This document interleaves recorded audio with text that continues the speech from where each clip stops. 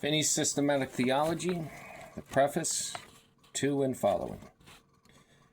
My principal design in publishing on systematic theology at first was to furnish my pupils with a class or textbook wherein many points and questions were discussed of great practical importance, but which have not, to my knowledge, been discussed in any system of theological instruction extant.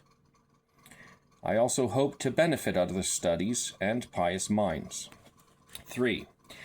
I have written for those who are willing to take the trouble of thinking and of forming opinions of their own on theological questions. It has been no part of my aim to spare my pupils or anyone else the trouble of intense thought. Had I desired to do so, the subject discussed would have rendered such an attempt abortive. 4.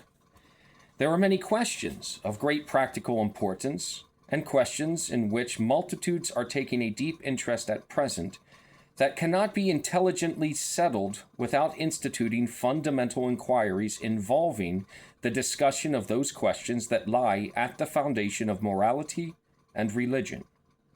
5.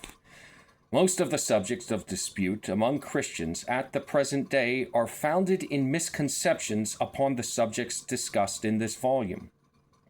If I have succeeded in settling the questions which I have discussed, we shall see that in a future volume most of the subjects of disagreement among Christians at the present day can be satisfactorily adjusted with comparative ease.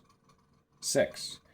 What I have said on moral law and on the foundation of moral obligation is the key to the whole subject. Whoever masters and understands these can readily understand all the rest. But he who will not possess himself of my meaning upon these subjects will not understand the rest. 7. Let no one despair in commencing the book, nor stumble at the definitions, thinking that he can never understand so abstruse a subject. Remember that what follows is an expansion and an explanation by way of application of what you find so condensed in the first pages of the book. My brother, sister, friend, read, study, think, and read again. You were made to think. It will do you good to think, to develop your powers by study. God designed that religion should require thought, intense thought, and should thoroughly develop our powers of thought. The Bible itself is written in a style so condensed as to require much intense study. Many know nothing of the Bible or of religion because they will not think and study. I do not pretend to so explain theology as to dispense with the labor of thinking. I have no ability and no wish to do so. 8. If any of my brethren think to convince me of error, they must first understand me and show that they have read the book through and that they understand it and are candidly inquiring after truth and not striving for masteries.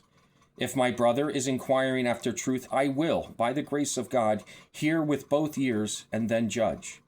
But I will not promise to attend to all that cavillers may say, nor to notice what those impertinent talkers and writers may say or write who must have controversy.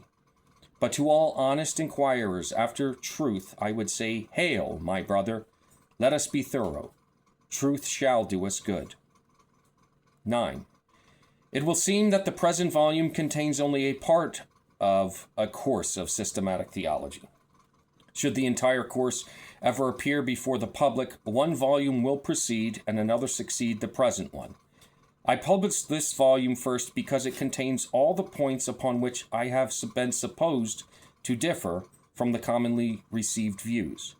As a teacher of theology, I thought it due to the church and to the world to give them my views upon those points upon which I have been accused of departing from the common opinions of Christians.